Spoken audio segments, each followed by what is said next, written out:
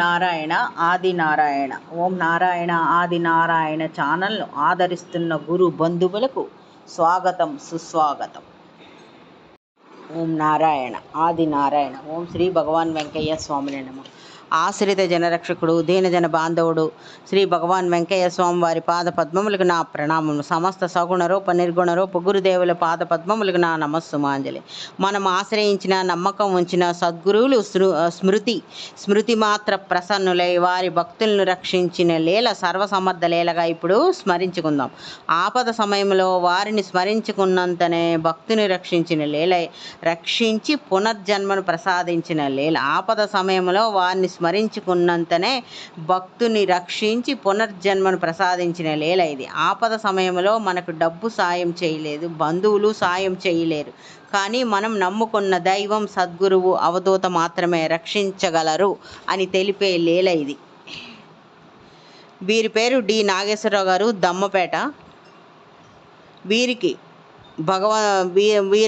వీరు నమ్ముకున్న సాయినాథుడు శ్రీ భగవాన్ వెంకయ్య స్వామి వారు వారికి పునర్జన్మ ప్రసాదించిన దివ్య అనుభవం ఇలా ఉంది. అది ఇప్పుడు స్మరించుకుందాం. వీరు ఒకసారి కురుపురం వెళ్తూ అక్కడ నదిని బుట్ట పడవలో దాటాలి. అక్కడ కురుపురం వెళ్ళారు. అక్కడ ఆ నదిని, కృష్ణా నదిని బుట్ట పడవలో దాటాలి. వీరు అదేవిధంగా వీరు దాటుదాము అని బుట్ట పడవ ఎక్కారు. బుట్ట పడవ ఎక్కేటప్పటికి ఆ బుట్ట పడవ అప్పటికే వీరు ఎక్కేటప్పటికే జనంతో నిండిపోయి, బొగ్గులు బస్తాలు అవన్నీ నిండిపోయి ఓవర్లోడ్ అయింది. దాంతోపాటు బుట్ట పాతది అయినందువల్ల నది మధ్యలోకి వెళ్ళిన తర్వాత అది చిల్లిపడి బుట్టలోకి నీళ్లు వస్తూ పడవ మునిగిపోతుంది.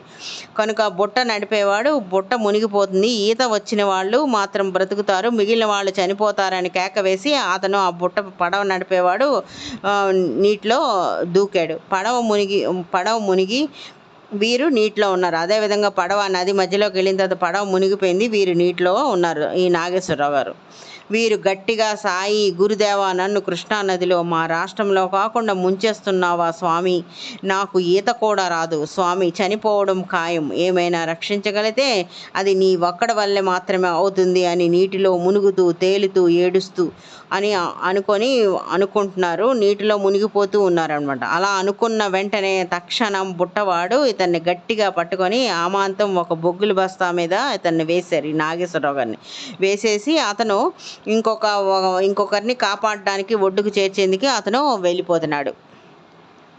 బుట్టవాడు వచ్చేంత వరకు ఈ నాగేశ్వరరావు గారు బొగ్గుల బస్తా మీద అలా పట్టుకొని ఉన్నారనమాట. అప్పటి వీరి మానసిక స్థితి ఎలా ఉందంటే మనం ఊహించలేము. అది ఆ బస్తా అప్పుడు అలా మానసిక స్థితి, అతని దుఃఖం ఎలా ఉంటాయో మనం ఊహించలేము. అంతటి ప్రాణాపాయ పరిస్థితి అది. అప్పుడు ఒక అద్భుతం జరిగింది. ఆ బస్తా ఒక పెద్ద బండకు కొట్టుకొని ఆగిపోయింది. వీరు బొగ్గుల బస్తాన్ని గట్టిగా కౌగిలించుకొని పట్టుకొని ఉన్నారు. ఆ సమయంలో వీరి దగ్గర గురుచరిత్ర పుస్తకం మరియు టవల్ తప్ప మరేమీ లేవు. బుట్టవాడు ఒక ఆడ మనిషిని రక్షించి ఒడ్డుకు చేర్చి అప్పుడు వీరి దగ్గరకు వచ్చి వీరిని కూడా ఒడ్డుకి తీసుకొని వెళ్ళిపోయారు. ఆ ప్రమాదంలో ఒక 10వ తరగతి చదివే అమ్మాయి కూడా మరణించింది. కానీ వీరు రక్షించబడ్డారు. భగవాన్ వెంకయ్య స్వామి వారు, సాయినాథులు వారు రక్షించి వీరికి పునర్జన్మ ప్రసాదించారు. వీరు ఎలా ఉన్నారంటే ఆ నీటిలో ఉన్నప్పుడు ఒడ్డున ఉన్న వాళ్ళంతా అయ్యో చనిపోతున్నాడు అని అరుస్తున్నారు. కానీ ఎవరు సహాయం చేయగలరు? ఒక్క దైవం మాత్రమే సహాయం చేయగలరు. ఇతని బొగ్గుల బస్తా ఒక రాయికి కొట్టుకొని ఆగకపోతే వీరు అలాగే ఆ బస్తా మీద కొట్టుకుంటూ చనిపోవలసిందే. కానీ దైవమే, వీరు నమ్ముకున్న దైవం సాయినాథులు వారు, శ్రీ భగవాన్ వెంకయ్య స్వామి వారు ఆ రాయి రూపంలో బొగ్గుల బస్తాను ఆపి వీరిని రక్షించారు. ఓం నారాయణ ఆది నారాయణ.